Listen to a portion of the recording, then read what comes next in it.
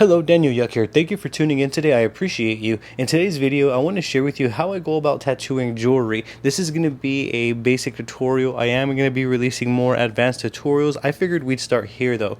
If you have any questions about anything that you may see or hear throughout this video, I'm going to encourage you to drop a comment down below. I will do my absolute best to assist you in the best possible direction. Please don't forget to subscribe to my YouTube channel and ring that bell for me, as I'm going to be bringing more videos like this for you all. I do also have social medias under the same name as his YouTube channel. I have Facebook, Instagram, Twitter, and TikTok all under DANIELYUCK. I would truly appreciate the support over there as well. If you enjoy my channel and find my content helpful, consider becoming a Patreon or sending over a super thanks, as I would greatly appreciate your support.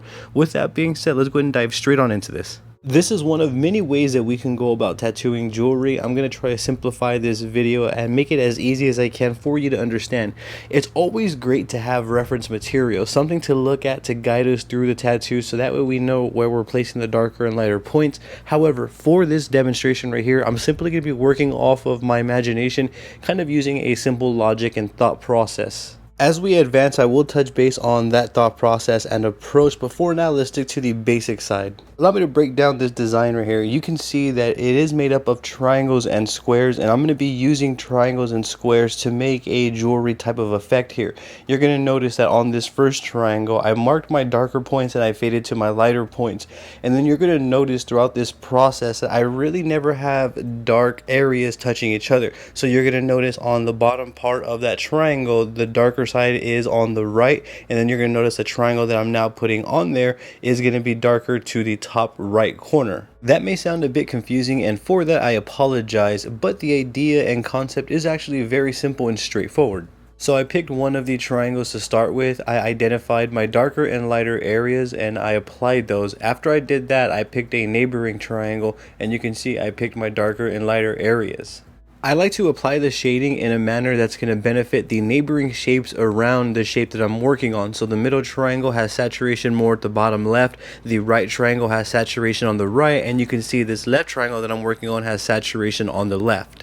Throughout this entire process, I'm always going to be mindful of the neighboring shapes, and the reason why I'm going to be doing this is so that way I don't create a sort of flat look with the overall read of the tattoo. When the tattoo's done, I want it to kind of read like a jewel. I don't want it to read flat. I want it to look like it is sparkling. I want it to look like there is shines in there, and in order to do that, we have to play with the lights there. I want you to keep in mind that I'm not using any sort of reference or anything like that to apply these dark and lighter areas. What I'm doing is I'm just using a simple logic and thought process, something that I formulated before I started this tattoo to kind of give me a jewel-like effect. Keep in mind, this is the way that I go about doing it, and I'm certain that there's more ways to go about creating a jewel-like effect, and as I've mentioned, we are going to get more advanced with this, so be sure to stick around. Another thing that I want to point out is that I'm not looking for anything specific or anything like that. I think the overall goal right here is to kind of stay away from having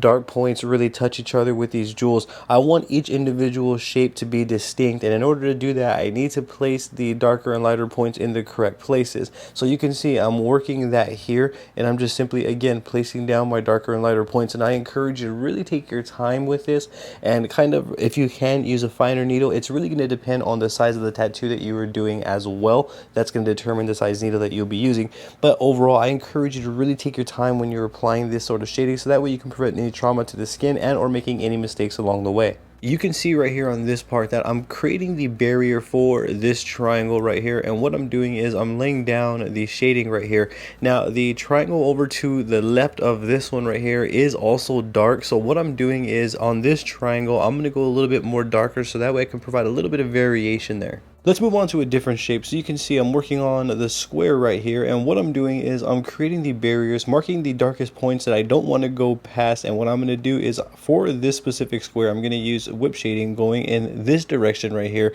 so that way I can start creating this first square. I encourage you to try different directions, try different shadings. You don't even have to shade with a smaller needle. You can shade with the mag if your design calls for it. You can experiment as you see fit on your end. One thing that I like to do is I like to make the squares here a little bit more, I guess, jewel-like. So what I do is I like to shade in a cross direction as you see me doing here, and what that does is it leaves a darker and a lighter side, and that in the final read of the tattoo creates a little bit more of a jewel-like effect. At the end of the video, you'll see what I'm talking about.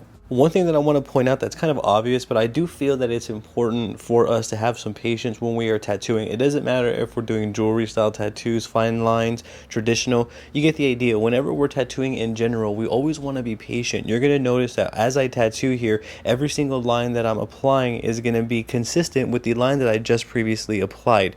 And for me personally, when we have a certain level of patience and consistency within our tattoos, in the final read that shows all of the artistic choices that we made, all of the time that we took, and all of the effort that we put into the tattoo is going to show. And for me personally, I feel that that adds a better quality and a better read and a better experience for the person wearing our tattoos. You can see that the design is already giving that jewel-like effect. We are going to take this design to another level in this video, so be sure to stick around for that. At the moment, what I'm doing is I'm simply working each individual shape, making sure that I identify my darker and lighter points, and I'm implementing and inputting those where I want them to be. If we don't have a reference or a guide, something helping us apply the darker and lighter areas, what I encourage you to do is to use your imagination, but at the same time have a formulated plan, something with structure. Whether you're imagining your own light source or you're just simply going to work off of one shape as you see me doing here in this video, that is going to be the artistic choice for you to make as the artist. I highly encourage you to kind of experiment and figure out what you like and what you don't. For this design right here, I am using an Amala 003 round liner with the Ai-Tenitas sketch theme tattoo machine running at 5 volts. Find what voltage you like. It's always going to vary from setup to setup, so I don't want to tell you any specific settings, which is why I really didn't mention them until now in the video. Once we've identified all the areas and once we're happy with where we've laid everything down, another thing that we're going to want to do is we're going to get some white ink. After we've applied all the black, we're going to want to put white ink in all the areas where the black isn't, so to speak. So you can see right here, I'm starting to work from the middle, and I'm just simply going to be applying lines and some packing of white in certain areas where I feel it best fits. Even with the natural skin tone and the black ink, it's looking great, but I want the jewel to pop. I want it to actually look like it has some sort of shimmer and shine going on. And in order to kind of achieve that sort of effect on this fake skin here, I'm going to be using white ink. This white ink that I am using is going to be, I believe, Tyrell Intenze white. I will link you to this tattoo ink in the description below. With this white ink, I want to be real meticulous on where I place it. I don't want to put it where there's any black already existing, as it's not going to show well. It's probably going to give me more of a grayish tone. What I want to do is I want to emphasize these spots that are open with the skin colors still, and I want to put the white into those areas. So you can see that I'm doing that right here in this snippet.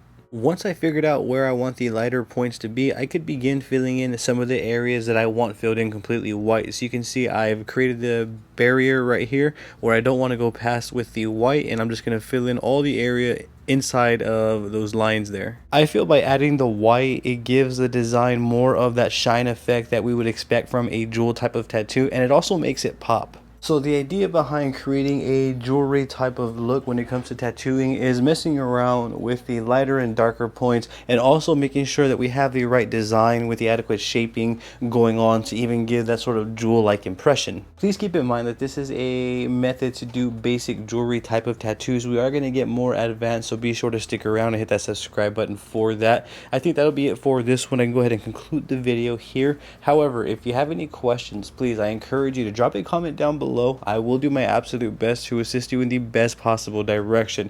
Here are the results at a top view. You can see at a top view there that we are getting a shimmer jewelry type of shine going on there, which is exactly what I was going for. If you have any questions, please feel free to drop them in the comment section down below. I will do my absolute best to assist you in the best possible direction.